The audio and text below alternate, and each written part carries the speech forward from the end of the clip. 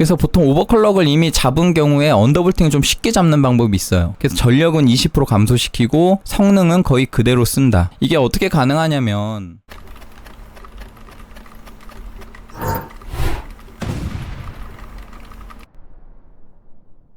안녕하세요, 소울시커입니다. 자, 오늘은 지난 영상에서 RTX 5050 제품으로 순정 성능에서 이 정도 나온다 정도를 보여드렸고, 이제 오늘은 이 RTX 5050 제품을 가지고 오버클럭과 언더볼팅을 진행을 해봤습니다. 현 시점에서 보자면은 RTX 5050을 사실 분들이 계실지 모르겠는데, 실질적으로 전체 완본체 가격 생각하면 아직은 5050보다는 5060이 가성비가 더 좋아요. 이 엔비디아가 5050 제품을 내면서 가성비가 안 좋았던 5060을 다시 보니 선녀, 이런 전략으로 가는 것 같은데, 어쨌든 이 영상을 보시는 분들 중에서는 이 RTX 5050을 이미 구매하시고 보시는 분들도 계실 것 같기 때문에 제가 오버클럭 또는 언더볼팅까지 진행을 해서 여러분들한테 소개를 해드립니다. 지금 제가 진행한 제품은 기가바이트 게이밍 OC 제품이고요. 전반적인 거는 지난 영상에서 한번 다뤘으니까 한번 참고해보시면 될 거고, 오버클럭을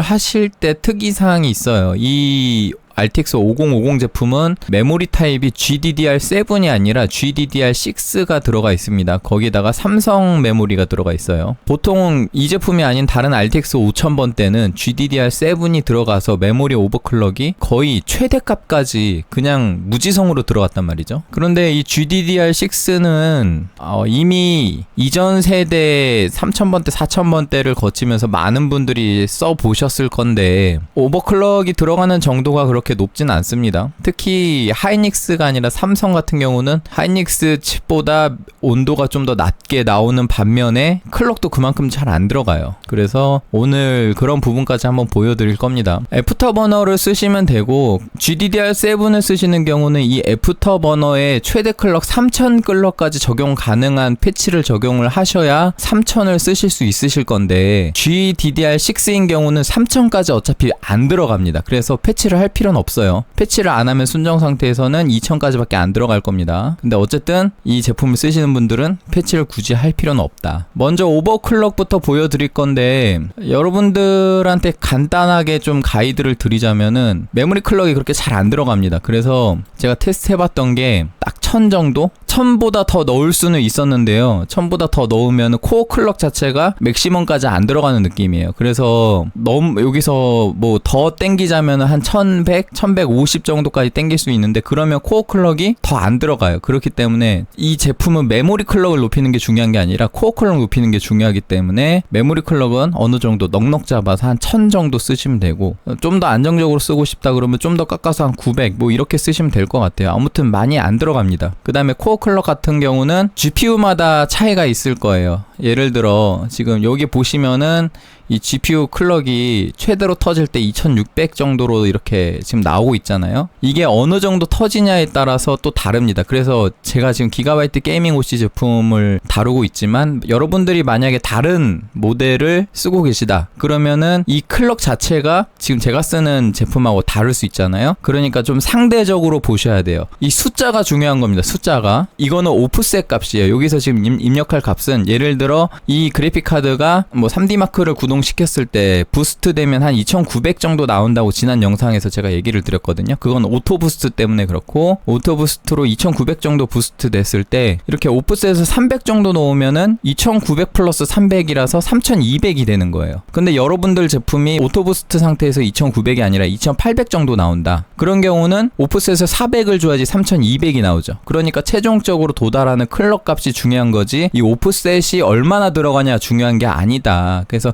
제가 여러분들한테 오늘 보여드리는 클럭은 이 게이밍 OC의 경우의 클럭이고, 여러분들이 쓰시는 그래픽 카드는 이 기본적으로 터지는 부스트 클럭이 어느 정도인지는 모르겠지만 대부분 안에 들어가는 칩셋은 엔비디아 5000번대 칩셋이 들어갈 거란 말이죠. 그런 칩셋의 어느 정도의 퍼포먼스 수율은 정규 분포에 따라서 어느 정도 중앙에 몰리는 값이 있을 거예요. 그 값이 대략적으로 3000을 초과합니다. 3100에서 높을 경우에 한 3300까지 이렇게 들어갑니다. 또 3300 이상 들어가는 경우도 있지만 그거는 수율의 차이예요. 그렇기 때문에 여러분들이 만약에 사용하시는 그래픽 카드가 2900 정도 된다. 그러면 제가 한 3100 정도는 된다 그랬죠. 그러니까 플러스 200부터 시도해 보시면 돼. 근데 여러분들이 사용하는 그래픽 카드가 부스트 했을 때 한 2800밖에 안 나온다. 그러면은 플러스 300부터 시작하시면 되겠죠. 이렇게 적용하면 이제 2800 플러스 300이면 3100이 되니까. 그래서 한 3100 정도 기본으로 잡으시고 조금씩 올려보시면서 안 돌아가는 지점을 찾으시면 됩니다. 이 그래픽 카드는 제가 테스트 해봤을 때 메모리를 제로로 놓고 테스트하면은 얘가 430까지 들어가요. 이 제품의 경우. 그래서 430까지 들어가고 거기서 메모리 클럭을 넣었을 때 이게 1000 정도 들어갑니다. 그런데 이게 1100은 또 에러가 나요. 그래서 또 한 가지 테스트를 해본 게 얘를 0으로 놓고 메모리 클럭을 넣어보면 얘가 1150까지 들어갑니다. 그러니까 이게 차이가 있어요. 두 개가 상호작용하면서 예를 들어 메모리가 좀 더 빠르게 동작하면 코어가 좀 더 많은 데이터를 처리할 수 있다던가 아니면 코어가 좀 더 빠르게 동작하면은 메모리 클럭이 높으면은 오히려 좀 후달린다거나 뭐 그런 게 있어서 둘 다 최대 클럭까지 이렇게 땡겨서 쓰긴 애매한 것 같아요. 그래서 제가 결론 지은 거는 지금 이 제품 같은 경우는 안전 범위까지 조금 보수적으로 잡아서 얘가 한 400, 메모리 1000 정도 이렇게 세팅을 하고 돌렸더니 잘 돌아갑니다. 테스트는 여러 가지 벤치마크 툴로 돌려봤고요. 여러 가지 돌려봤을 때 이상 없이 잘 돌아가는 거 확인했고 여러분들 같은 경우는 여러분들 환경에서 직접 여러분들 그래픽 카드 가지고 직접 내 그래픽 카드에 맞는 값을 찾으셔야 된다고 제가 분명히 강조를 했습니다. 보통 메모리 클럭의 스펙은 동일하기 때문에 메모리는 대략적으로 한 1000 정도 놓고 이게 돌아가느냐 안 돌아가느냐부터 해가지고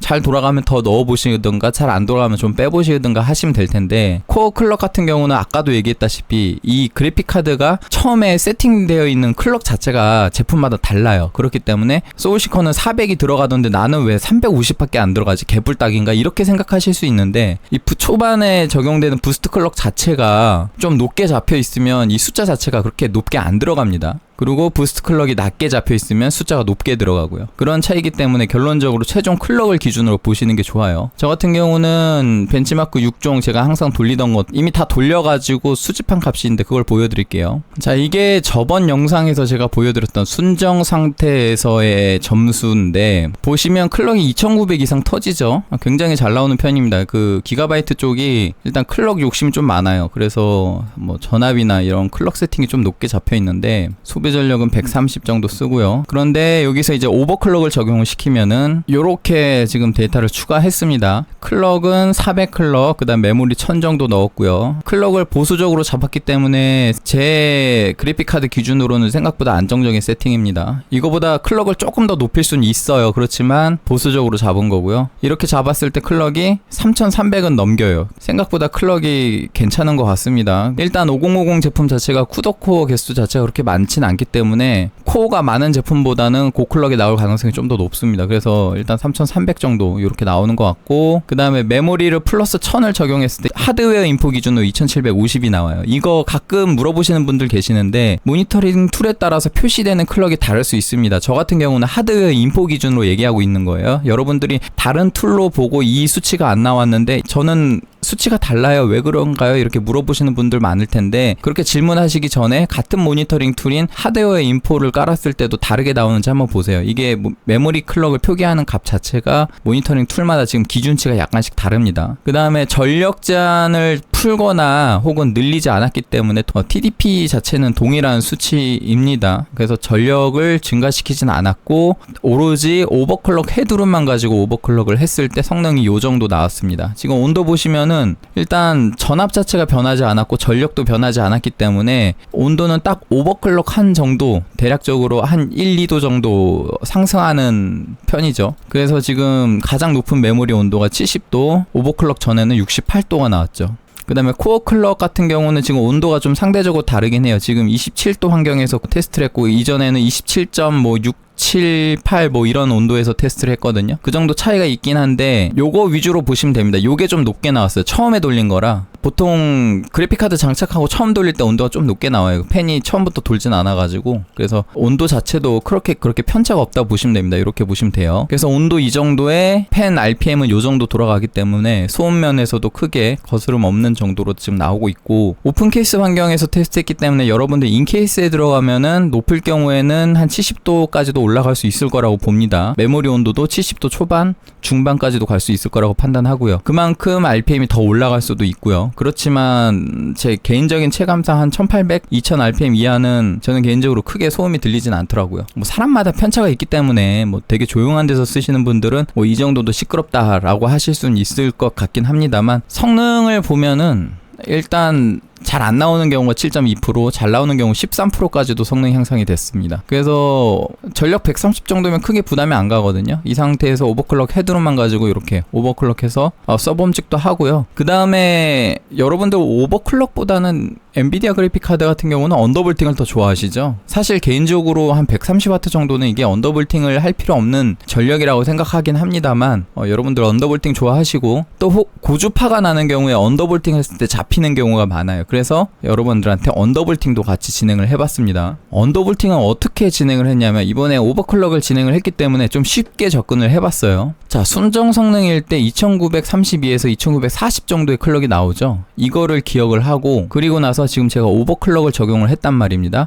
오버클럭이 적용된 상태에서 커브 값을 보면은 이 아래에 있는 이 하얀 실선이 순정 상태에서의 커브 값이고, 그 다음에 요 위에 있는 선이 지금 400클럭 정도 오프셋이 적용된 상태예요. 그러면 여기서 동일한 전압을 썼을 때는 지금 3300 정도까지 클럭이 나오죠. 여기 1.045V, 05V 정도 써요. 지금 이 제품이. 제품마다 다릅니다. 그런데 순정 상태에서는 2900대 초반의 클럭이 나왔죠. 그러면은 딱 쉽게 갈게요. 언더볼팅을 먹여서 딱 순정 상태 정도의 성능만 한번 찾아보도록 할게요. 그러면은 클럭이 2900 초반대였죠. 한 요 정도, 2932 맞죠? 그러면은 2932를 구동시키는 전압이 0.9V입니다. 보이시죠? 이게 순정 상태에서는 1.04V에서 05V에서 돌아갔지만 지금 오버클럭 헤드룸이 요 정도 있는 거예요. 이 정도의 헤드룸이 있기 때문에 요걸로 동작시켜도 된다. 실질적으로 지금 오버클럭 자체는 1.45V, 1.5V인 이 3300클럭대에서 잡은 거기 때문에 요 아래 클럭대는 오히려 더 여유가 있는 편입니다. 그래서 보통 오버클럭을 이미 잡은 경우에 언더볼팅을 좀 쉽게 잡는 방법이 있어요. 이 아래에서 내가 원하는 목표 수치를 잡고 시프트하고 드래그를 쭉 긁어요. 오른쪽으로. 그럼 이렇게 오른쪽이 영역 표시가 되죠. 이 상태에서 지금 여기 체크되어 있는 부분에 시프트 엔터 누르고 그러면 값이 나오죠. 그럼 여기서 그냥 엔터를 때려요. 그러면 이렇게 오른쪽이 평탄화가 됩니다. 그리고 나서 아직 안 끝났어요. 평탄화 된 상태에서 적용 버튼 눌러보면, 그러면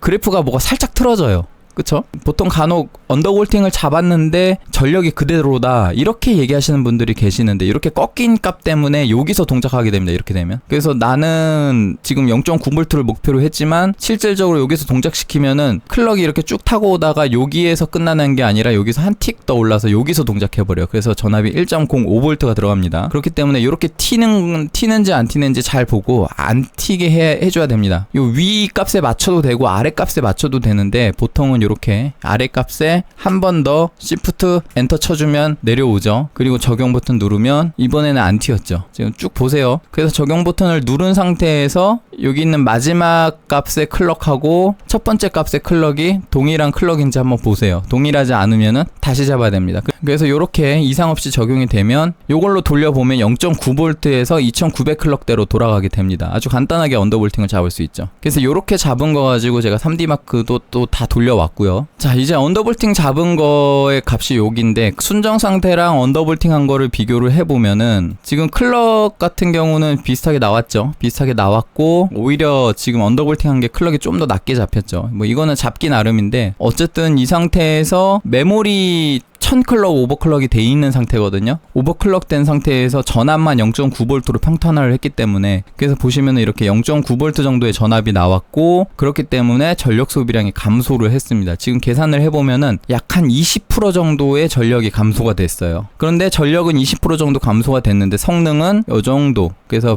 퍼센테이지로 비교를 해보면은 지금 대략적으로 1%에서 많게는 거의 5% 가까이 성능이 잘 나오고 있습니다. 그래서 전력은 20% 감소시키고 성능은 거의 그대로 쓴다. 그리고 전압이랑 전력값이 낮아졌기 때문에 이 GPU 온도가 떨어지고요. 메모리 온도는 크게 변화가 없을 수도 있어요. 거의 코어 클럭에 영향을 주기 때문에 메모리 온도는 만약에 GPU 온도가 너무 높다 그런 경우에 GPU 온도가 크게 떨어지면 메모리 온도도 떨어질 수는 있는데, 메모리에 들어가는 전압 자체를 수정한 건 아니기 때문에 사실상 메모리 온도는 크게 변화가 없을 수도 있고요. 그 대신 이제 GPU 온도가 많이 떨어졌습니다. 지금 보시다시피 한 4도에서 많게는 5도까지도 떨어진 것 같고요. GPU 온도가 떨어진 만큼 팬의 RPM 자체도 훨씬 떨어져서 굉장히 정숙하게 돌아가는 모습도 보입니다. 그래서 이렇게 세팅하면은 전압도 낮게 들어가기 때문에 만약에 고주파가 나는 환경이면은 이렇게 언더볼팅 적용하면 전압값이 바뀌면서 고주파도 잡힐 수도 있고요. 전력 대비 성능이 잘 나오기 때문에 어떻게 이게 가능하냐라고 하면은 결국에는 오버클럭 헤드룸을 이용을 한 겁니다. 전력을 낮게 쓰면서 그 낮은 전압에서 오버클럭을 진행한 거나 마찬가지예요. 그렇기 때문에 이렇게 언더볼팅을 진행을 하면은 낮은 전압으로 최대의 효율을 끌어내기 위한 전압은 낮추고 클럭은 올리는 그런 상황을 유발을 해가지고 지금 성능 하락 없이 전력만 감소시킨 겁니다. 이렇게 하는 게 언더볼팅 방법이고요. 이렇게 적용을 했을 때 이 정도 퍼포먼스. 언더볼팅만 적용하시고 싶으신 분도 계시고 오버클럭 하고 싶으신 분들도 계시겠지만, 요새 보면 그래픽카드 쪽은 언더볼팅이 많이 대세거든요. 그런데 그런 분들은 이제 좀 고사양의 높은 전력 소비량을 가지는 제품들의 언더볼팅을 진행하시는 경우가 많고, 지금 5050 같은 경우는 소비 전력이 130W 밖에 안 되기 때문에 이거를 언더볼팅 말고 오버클럭을 진행해서 쓰시는 것도 나쁘진 않을 거라고 봅니다. 이게 언더볼팅을 적용해서 순정 대비 성능이 유지가 된다는 거지, 오버클럭 대비 비교를 하면은 이게 오버클럭 점수거든요. 오버클럭 점수랑 비교하면은 언더볼팅이 확실히 전력을 감소시킨 만큼 성능이 떨어져요. 어쨌든 뭐 전력 효율적으로 따지면 언더볼팅이 확실히 좋지만, 어쨌든 요것도 이런 식으로 성능을 더 끌어낼 수 있기 때문에 그거는 편하신 대로 쓰시면 될 것 같습니다. 기호에 따라서. 그래서 지금 여름이기 때문에 여름에는 언더볼팅하고 쓰시겠다. 그러면 여름 끝나고 나서 좀 날씨 선선해지면 다시 오버클럭해서 쓴다. 뭐 이런 식으로 해도 되고, 지금 방금 제가 소개시켜 드린 거는 오버클럭을 먼저 적용한 후에 오버클럭 값을 기준으로 언더볼팅 적용하는 걸 보여드렸어요. 그러면은 일타 쌍피죠. 오버클럭 하나만 잡으면 언더볼팅은 되게 쉬워요. 그냥 깎으면 돼. 오른쪽 쭉 깎으면 됩니다. 오른쪽을 다 평탄화시키면 되기 때문에 사실상 굉장히 간단한 방법이고, 간단하다는 건 뭐냐면은 사실 2925클럭 기준으로 전력을 더 낮출 수도 있을 거예요. 왜냐면은 오버클럭을 잡은 거는 3300클럭 기준으로 잡은 거기 때문에 이거를 좀 더 낮은 클럭 기준으로 잡으면 마진이 더 생기거든요. 근데 그 정도까지 이제 땡겨 쓰려 그러면 점점 안정성이 좀 떨어질 수도 있으니까 그냥 쉽게 가자라는 의미로 그냥 오버클럭 한 값에서 오른쪽 평탄화 쫙 시켜서 쓰면은 오버클럭 마진을 그렇게 타이트하게 써먹는 것도 아니기 때문에 생각보다 안정성도 있고, 언더볼팅 테스트도 그렇게 빡세게 안 해도 됩니다. 오버클럭 테스트만 제대로 했다면. 그렇기 때문에 일타 쌍피로 가져갈 수 있는 방법이에요. 그래서 여름에는 언더볼팅으로 썼다가 날씨 선선해지고 겨울 되면 다시 오버클럭 잡았던 값으로 다시 복구해서 이걸로 쓰시고, 뭐 이런 식으로 할 수 있는 방법입니다. 여러분들 한번 해보시고, 5050 성능 짜치잖아요. 그렇지만 이렇게 오버클럭해서 최대한 성능 끌어내는 방법까지 한번 소개드렸고, 마지막으로 요거 한번 보여드려야죠. 이게 제가 매번 데이터를 쌓고 있는 건데, 저번 영상에도 아마 보셨을 텐데 여기 순정 성능에서 5050 위치가 한 요 정도다, 4060보다 조금 아래에 있다, 가끔 위에 있기도 하지만 실질적으로 게임 퍼포먼스로 보면 4060보다 조금 아래라고 보시면 됩니다. 그런데 오버클럭을 진행을 하면은 성능이 요 정도 오르기 때문에 4060보다 약간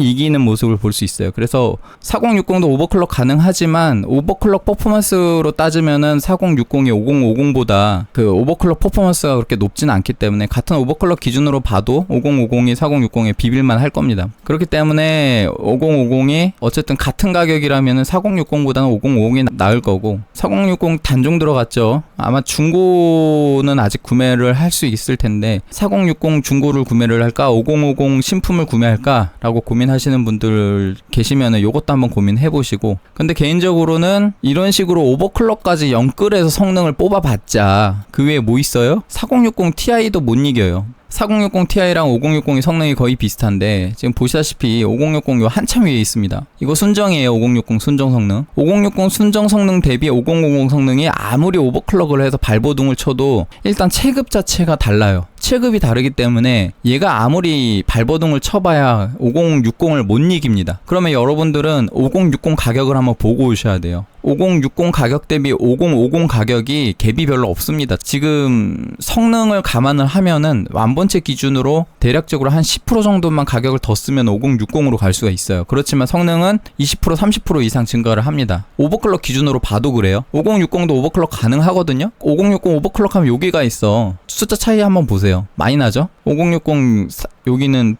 스피드웨이 같은 경우 3900점대인데 5050은 2700대잖아요. 이게 넘사에 있습니다. 넘사. 그런데 가격은 대략적으로 한 7만원, 8만원 이렇게 더 쓰면은 지금 현 시점 기준으로 5060으로 넘어갈 수 있습니다. 이 5060도 가성비가 그렇게 잘 나온 편은 아닌데 5050이 지금 실질적으로 가격이 좀 많이 떨어져야 된다고 생각해요. 이미 사신 분들은 어쩔 수 없고, 이미 사신 분들은 뭐 이렇게 오버클럭 또는 언더볼팅 적용해서 어떻게 연끌해서 뭐 사용하시기 바라고, 뭐 점점 내려가겠죠. 나중에 알리 특가하고 그러면 아마 30만원 초반대도 불가능한 건 아니라고 생각합니다. 어차피 5050의 포지션 자체가 최저가 포지션이기 때문에 사실 그렇게 가성비는 있진 않았거든요. 예전에 3050 때도 그랬고요. 그렇기 때문에 뭐 그냥 정말 최저가로 맞추겠다 하면은 5050을 선택하시는 분들이 많겠지만, 아직 구매를 안 하고 약간 고민하고 계시다고 하면은 완본체 기준으로 5060으로 구성했을 때랑 5050으로 구성했을 때 가격 차이가 20-30% 이상 나는지 한번 보세요. 아마 안 날 겁니다. 5060이 완본체 기준으로는 그래도 5050보다는 가성비가 있어요. 그래서 이 정도로 소개 드리고, 좀 도움이 되셨다면 구독과 좋아요 부탁드리고 여기까지 하겠습니다. 시청해주셔서 감사합니다.